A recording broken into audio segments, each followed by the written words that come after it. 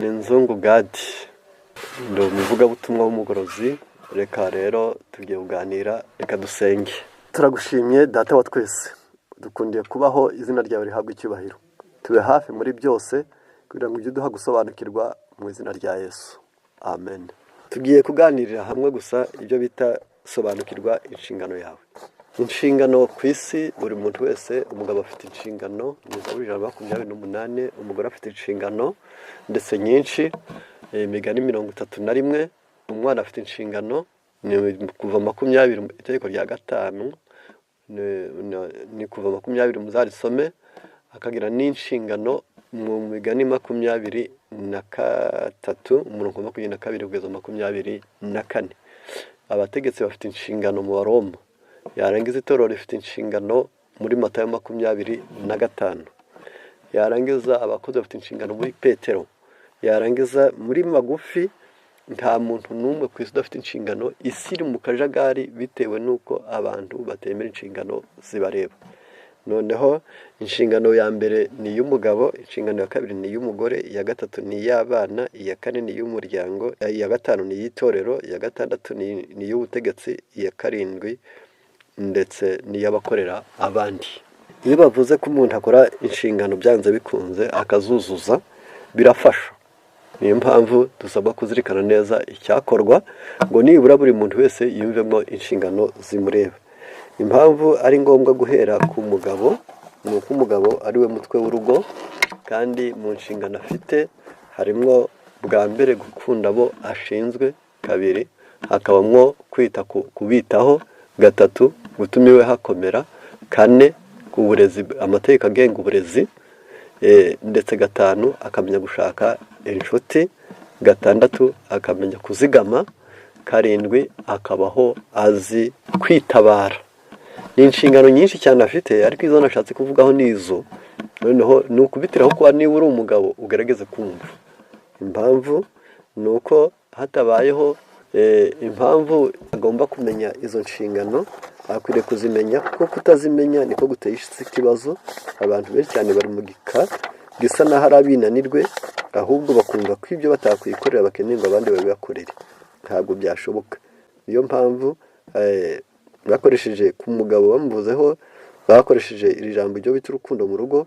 216 y'igitabo cyitwa Intekerezo, imico n'umuntu, cya mbere 216 haranditse hagira hati, urukundo dukundana ni imbuto y'isano tugirana n'Imana. Bivuga ngo umuntu ufitanye isano n'Imana, gukunda abandi biramworohera. Uwo yacitse arangiriza aca intege, aragorana.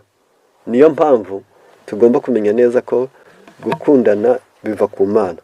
Turi abagize umuryango umwe kandi turakundana kuko Imana yadukunze.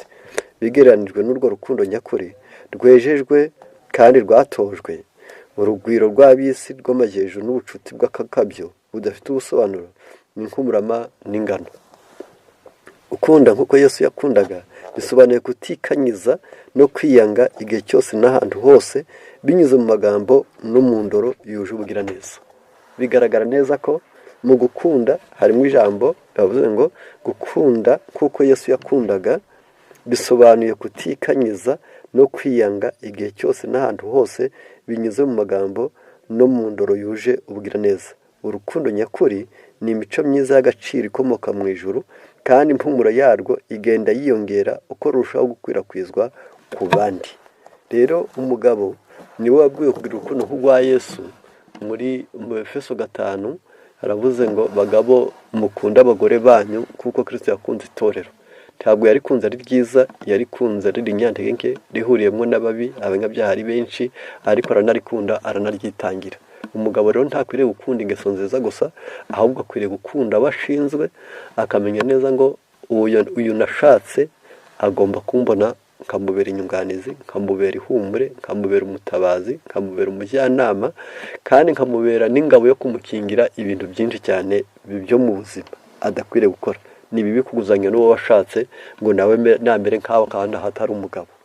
Ariko bivuze ntyo n'umugore nawe agomba kumenya neza ko umugabo atazigera ahinduka umugore, kuko umugabo ni anartike ategera akazaza ejo, umugore nawe akaba materialiste agatuma we ajyana n'ibyako kanya cyane. Icyo gituma umutungo mwinshi cyane iyo ushinzwe abana n'abagore ukora ibya none bitazaramba.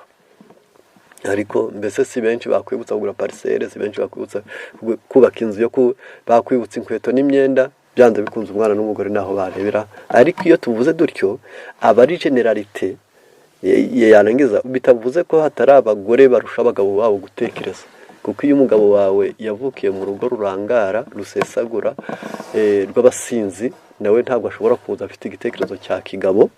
Ariko nawe bitavuze ngo bose. Rero ku bw'ibyo naho ngaho umugabo rero muri Zaburi 128 aravuze ngo hahirwa umuntu ubaho Uwiteka akagendera mu nzira ze zose, azatungwa n'imirimo y'amaboko ye, azayishima kandi azahirwa. Ibyo ni inshingano y'umugabo, ko agomba kumenya neza ngo mfite umugore, mfite iwanjye, nzashakira inshuti, nzashakira ibyo kubatunga, nzarera abana banjye. Mbese umurage w'isi ni umugabo mwiza, yarangiza kugira ngo isigire icyerekezo. Ku ngingo ya kabiri ni inshingano y'umugore. Inshingano y'umugore nawe yarabwiwe ngo kwifuza kwe kuzabe ku mugabo, ariko arongera arabwirwa ngo mu Migani 12:4 umugore w'ingeso nziza ni ikamba ry'umugabo we. Ariko ntabwo aba yicaye ari uwo gusiga inzara gusa no gusokoza imisatsi gusa, si n'uwo kwicara mu ntebe nziza, si uwo gukomanda abategetsi nk'umutegetsi w'umunyagitugu gusa ari kuyobora abakozi, ahubwo baravuze ngo abyuka kare kare butaracya, ni Migani 3:1, akagaburira abo mu rugo rwe. Akwiriye kumenya ko igikoma gihari, akamenya ko imboga zabonetse, akamenya ko imbuto ziri bubanze, akamenya ko ikibisi gikwiriye, akamenya ko isahani yoze neza. Mbese byose ntabiterera abandi, ahubwo akamenya ko bireba, ko bimureba. Niyo mpamvu yagize ingeso nziza, aravuze ngo agira n'imyuga, aboha ibisuna, niko atubwira, atabara abasumbye amaboko. Niyo mpamvu avuze ngo ati abakene akabatiza indishyi, n'abakene akabatiza amaboko. Ubw'ibyo iyo niyo nshingano ye. Yarangiza nawe ibyo mu rugo bigira akamaro ari uko abigizemo uruhare. Ni ukuvuga ngo kugira ngo umugabo anezererwe, abana bahage kandi bashira inyota, umushyitsi ahishimire, umuturanyi yishime, binasaba ko umugore aba yasohoje inshingano zimureba. Abana, inshingano z'abana ni Imigani 23. Abana bagira ingorane ikomeye cyane yo gusuzugura ababyeyi bamaze gusaza. Ndetse mu gitabo cyitwa Les adolescents et leurs parents haratubwira ngo abamaze kuba ingimbi bo ndetse n'abangavu, puberté na yo adolescence, iyo bimaze kwinjira mu bwenge bwabo ngo bibwira yuko umutegetsi mwiza ari urungano, kandi ko ubuzima bwiza ari kudakora. Yarangiza bakumva ngo tutagira ubwenge ku isi ari abamubyaye, bigatuma kuri we yumva byanze bikunze aguwe nabi. Iyo ari muhira aguwe neza, iyo ari mu rungano yarangiza akumva avunitse. Iyo ari gukora, birakwiriye ko abana bakwiriye kwirinda guhinyura ababyeyi bageze mu zabukuru. Wowe wubahe so no nyoko kugira ngo uramire mu gihugu cy'Uwiteka Imana yawe. Burya kubaha gutera kurama, cyane cyane iyo uhereye mu kubaha ababyeyi, ukumva inama zabo n'imigabo n'imigambi yawe, ukabafasha kandi ukabunganira. Ubisoma mu gitabo cyitwa Twebwe n'Abana Bacu, mu kigo kitubwira ngo wa mwana yakuze, mu ngingo ya 6 yabyo bivuze ko umwana ufatanya n'ababyeyi akavuga ko asohotse, akavuga ko igihe ari bugarukire, akavuga ko agarutse. Yarangiza ngo kandi agakora inshingano ye, nubwo yaba ari muto akakora ingana nawe, ngo bituma mu muryango ubufatanye bw'uko umuntu wese yuzuye inshingano imureba aranezererwa. Umugabo yakoze, umugore yakoze, n'umwana yakoze, kandi buri wese yakoze aho ashoboye n'ahashinzwe. Yarangiza bituma uyu mwana gusohoza inshingano biba byiza. Umuryango nawo ufite inshingano. Nuko gusohoza inshingano hari ukuntu abantu bajya babaho, ariko ntibamenye ko inshingano z'umuryango ziriho. Rero umuryango ntabwo upfuye kubaho, bwa bufatanye. Baranditse mu gitabo cyitwa Umurimo w'Ubuvuzi, page 295. La restauration et le développement de l'humanité commence par la famille. Ubundi kuvugurura no kuzamura inyoko muntu ukwiriye guhera mu muryango. Mu muryango nuhirukana ibinyoma, mu muryango ntibabeshye, mu muryango ntibasuzugure, mu muryango ntibabanebwe, mu muryango ntibabajura, mu muryango hakabaho abantu batinyutse b'abanyamwete kandi batitinya. Ni ibintu bine: be kwiba, be kubeshya, be kuba banebwe, kandi bitinyuke. Mu muryango uzaba ufashije leta, uzaba ufashije abaturanyi, uzaba ufashije itorero urimo, uzawufashishije urungano, uzawufashishije umuturanyi. Mbese muri magufi kuvugurura kwiza ni uguhera mu muryango. Igihe umuryango utaravugururwa itorero ntirivugururwe, umuryango utaravugururwa igihugu ntikivugururwe, umuryango utaravugururwa urungano ntiruvugururwe, umuryango utaravugururwa nta mahoro mu baturanyi, umuryango utaravugururwa nta nshuti nziza zabaho. Niyo mpamvu aho ntari buhatinde. Ngiyi impamvu inshingano y'umuryango ni iya 4. Ku nshingano ya 5 ni inshingano z'itorero. Itorero ryahawe kwigisha, 2 rihabwa gutoza, 3 rihabwa ubugiraneza. Imitwariro myinshi ni 3 itorero risabwa kugiramo uruhare.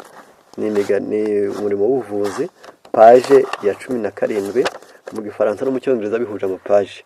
Haravuze ngo ireveni otire fardo de la maladie de la misère du péché, yazanywe no gukuraho imitwaro y'indwara y'ubukene n'iy'icyaha. Restaurer totalement l'homme, telle était sa mission. Kuvugura umuntu wese nicyo cyari cyazanye Yesu. Il vit pour lui rendre la bonté, la paix et la perfection de caractère. Yazanywe no kugira ngo amushyiremo ubugira neza, amushyiremo amahoro kandi amuhe n'imico itunganye. Itorero rishinzwe iyo mirimo kuko ryo rihagarariye Kristo, ni inkingi ikomeye yo kurinda kwera, yo kurinda ukuri.